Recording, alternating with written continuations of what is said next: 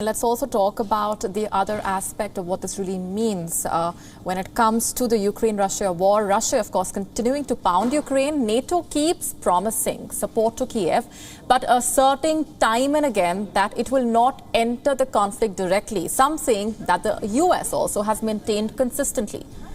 Russia, too, has said that it is, quote-unquote, that its military operations are only targeted at Ukraine. But the heat of Moscow's assault is making Nordic nations nervous. Finland and Sweden, that have traditionally remained neutral, are now anxious to join the NATO alliance. The sense of urgency can be gauged from this statement coming in from the Finnish Prime Minister, who says that the decision to join the military alliance could be announced within weeks. We are giving today to the Parliament the paper which will analyze different options for Finland in the future for our security, and we will have the discussions within our Parliament. And I also want to give to the Parliament and all the political groups in Parliament and all the parties the platform to have this discussion that we could build a consensus. And this is very important for Finland when it comes to security and also foreign policies, to have as wide consensus as possible, because we do have a big right next door neighbor, Russia, which acts like this. The Prime Minister made those comments while addressing a joint press conference with her Swedish counterpart. She said that the Russia-Ukraine war has fundamentally changed Europe's security architecture, and that Finland enjoys no security guarantees unless it becomes a part of the NATO alliance. Yeah, I used to be against joining NATO, but today I think it's a reasonable choice. I haven't completely made up my mind, but it's pretty positive against concerning NATO right now. Sweden, unlike Finland, does not share a border with Russia, but nevertheless there is a rising pro-NATO sentiment among the Swedes. The experts say they are realizing that they might find themselves in the same position as Ukraine. A lot of sympathy, but no military assistance.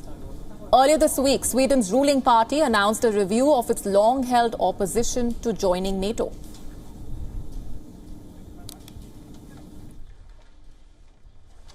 We have to really think through what is best for Sweden and our security and our peace in this new situation. And of course, what is happening and the discussion in Finland is important for us to follow. Therefore, we need to have a very close contact. But we have to have a process in Sweden to think this through. Both Finland and Sweden acknowledged the Russian threat if they join NATO. In the last couple of decades, Moscow has been increasingly cautious of NATO's eastward expansion. Its leader, including President Vladimir Putin, often spoke about NATO's threat to Russia. Of course, there are many kind of risks involved, also to the period when we are thinking what kind of choices we should make. Of course, there are many risks, and we have to be prepared for all kind of actions from Russia. And actually, when we have given the paper to the Finnish Parliament, we also analyzed these risks, hybrid threats, cyber attacks, different kind of influencing from Russia's side, and we are prepared different kinds of meaninglessness that would come from the Russian side. But I also think that we have to make the decisions by ourselves, not to have fear influence our choices. Shortly after the Ukraine invasion, Moscow warned of devastating consequences if Sweden and Finland join the alliance. The Kremlin spokesman Dmitry Peskov even said that Russia would be taking measures to rebalance the situation if Finland joined the alliance.